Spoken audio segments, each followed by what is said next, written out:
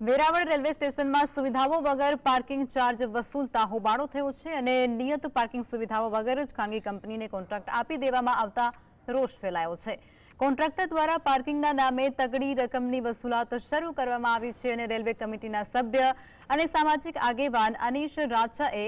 મુલાકાત લઈ અને રજૂઆત પણ કરી। ત્યારે પાર્કિંગમાં સીસીટીવી કેમેરા, પાણી તેમજ શૌચાલય જેવી સુવિધાઓ પણ ઉપલબ્ધ નથી અને માત્ર દોરડા બાંધી અને એરિયાને કોર્ડન કરી અને ચાર્જ વસૂલવામાં આવતો હોવાથી સ્થાનિકોમાં રોષ।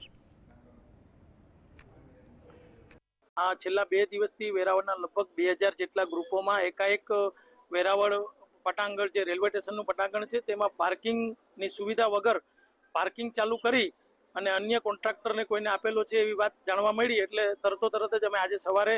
આપણે ખાસ રેલવે સ્ટેશન માસ્ટર ને મળી અને એની માહિતી જાણી ત્યારે ખબર પડી કે ભાઈ જે રેલવેના પાર્કિંગનો જે કોન્ટ્રાક્ટ અપાયેલો છે એના હિસાબે પાર્કિંગ લે છે, પરંતુ જે પાર્કિંગ છે નિયમ મુજબ નથી લેતા અને નિયમથી વિરુદ્ધમાં ખાલી કાચી પરચી આપી અને એમાં કોઈ પણ જાતની ડેટ કે કોઈ કોન્ટ્રાક્ટરનું નામ કે નિયમ વગરનું હોય એવી રીતે અમારી પાસે ધ્યાનમાં આવતા અમે તરત જ ઉપર